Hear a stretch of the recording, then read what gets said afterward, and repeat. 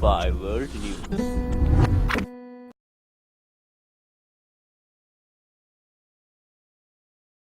The firestorm surrounding President Trump and the profane comments he made during that immigration meeting in the Oval Office. Overnight, the president defending himself, saying, quote, "I'm not a racist. I'm the least racist person you have ever interviewed." ABC's chief White House correspondent Jonathan Karl tonight. Consumed for days by the controversy over racially charged remarks said behind closed doors, the president is now pushing back hard. No, I'm not a racist. I am the least racist person you have ever interviewed. That I can tell you.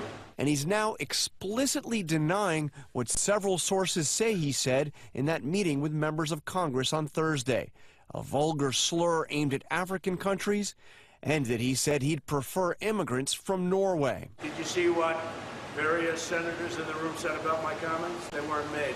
One of those senators is Dick Durbin, who today still insisted the president made the vulgar, racially charged insult. I know what happened. I stand behind every word that I said in terms of that meeting. That has even earned the senator a new presidential nickname. Senator Dickie Durbin totally misrepresented what was said at the DACA meeting, the president tweeted today.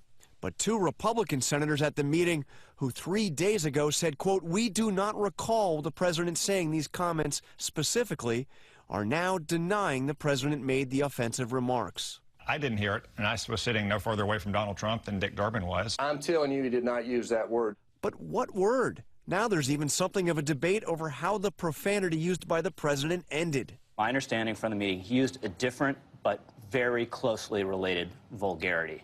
He said S-house and not S-hole. And a third Republican senator at the meeting, Lindsey Graham, who stood up to the president at that meeting and called Durbin's characterization of the president's comments, quote, basically accurate, is not changing his account, saying his memory hasn't evolved. What I heard I didn't like.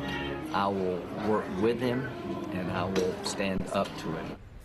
Jonathan Karl with us live at the White House tonight. John, the president has made it very clear that a deal to protect dreamers is now in doubt. He says because of this controversy over his words, today actually tweeting that deals can't get made when there is no trust.